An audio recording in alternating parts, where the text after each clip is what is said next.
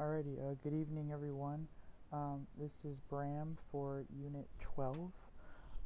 So for this week, I want to actually start off with Pastor's History of the Popes, and for this I'm going to talk about both I believe it's the religion and rights sections.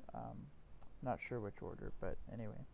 So for Pastor's work, this author, I'm not sure if it's male or female, um, they write like the downfall of the German Church in the 16th century, based off of the idea of indulgences, right?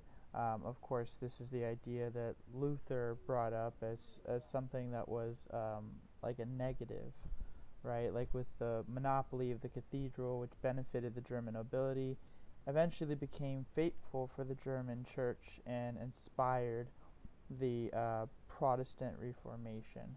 Um, this was it eventually became known as the Lutheran heresy, but eventually it turned into a dissatisfaction with the clergy, with a bitter hostility against the Pope, who Martin Luther considered to be the Antichrist, and of course the Roman Curial of Italy. So at that point, the Catholic Holy Roman Empire began to be identified by Luther and his followers as sort of instigating indulgences, and those that followed Luther, um, ended up using the message to their advantage for to sort of fuel their Protestant Reformation. Okay, another aspect of Pastor's work, uh, it really highlights just the rights of the German people in all of this. So I found this lovely quote. According to Pastor, the imperial mandate, which is known to the world as the Edict of Worms, condemned Luther in the severest terms and placed him under the ban of the empire, with the command that his writings be destroyed. So in this case, Emperor Charles V is just very angered by the fact that Luther would dare challenge Rome and the Pope. Charles V believed that Luther was trying to destroy the one faith, right? So what he does is he commands this edict, saying that any work of any work of Luther should be considered heretical, right? And that the books should be burned, right? That no one should be allowed to essentially read these works whatsoever.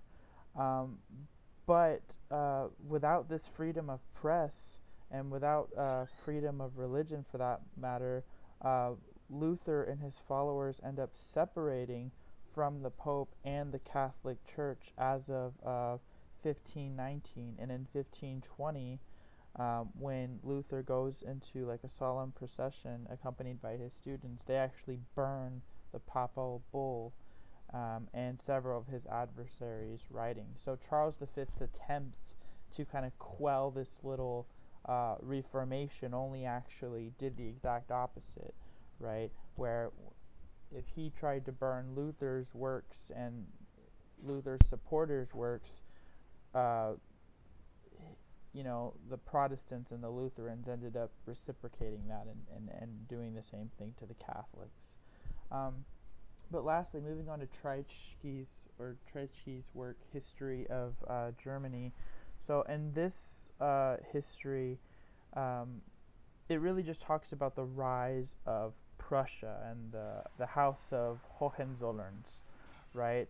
And basically how the House of Habsburg, or the Holy Roman Empire's Austria, they considered the House of Hohenzollern dangerous to their Holy Empire, and they should, because Brandenburg, Prussia, thanks to Frederick William the Great Elector and King Frederick William the First of Prussia, how they eventually became very militaristic, and Prussia ends up becoming a very strong nation and just dominating with its German princes and electors, and its military just ends up becoming stronger while the power of the Romanists and the Holy Roman Empire ends up getting weaker to its eventual demise in 1806.